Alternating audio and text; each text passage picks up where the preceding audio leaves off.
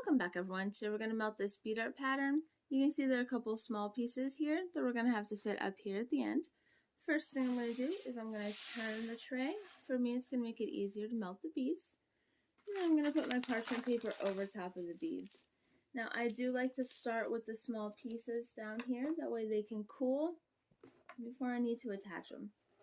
So with these, I'm just going to barely put any pressure on the iron. That way they can just barely get melted.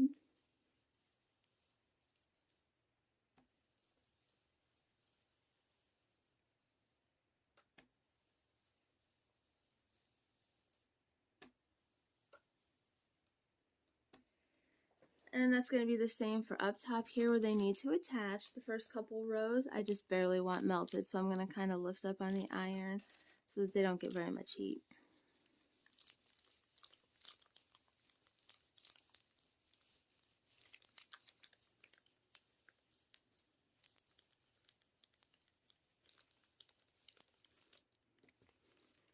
And after you have the top barely melted, then you can go ahead and start your circular motions with the rest of the design.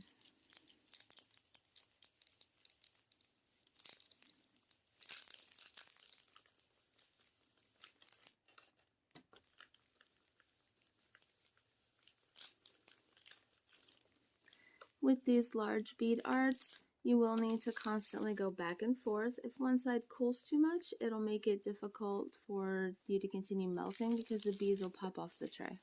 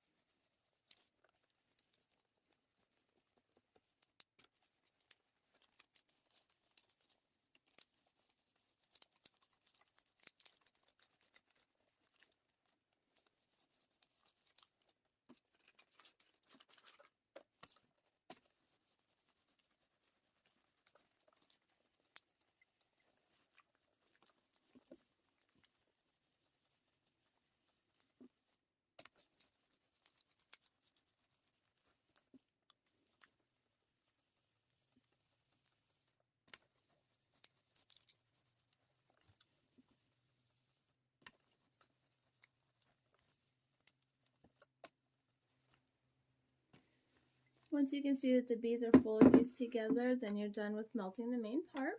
So we're going to need to kind of lift up and slide our item down a little bit. That way we can add our pieces that we need to attach. And we can gently fold back the parchment paper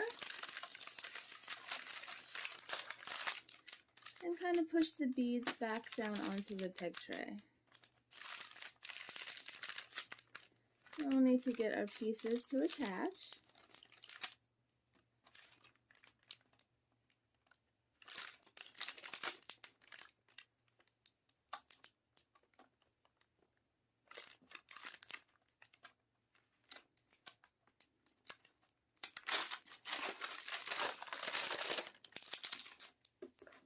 And set the iron back on. Be very careful not to burn your fingers.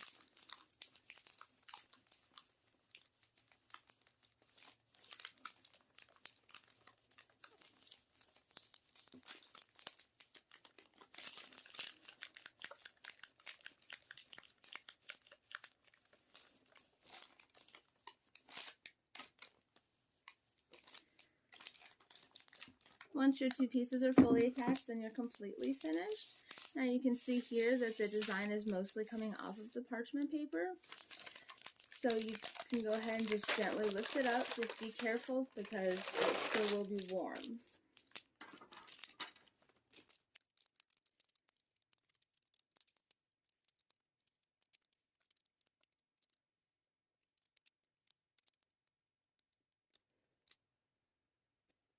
Once the beads have cooled enough for the parchment paper to come off, then you can go ahead and take a look at your finished product.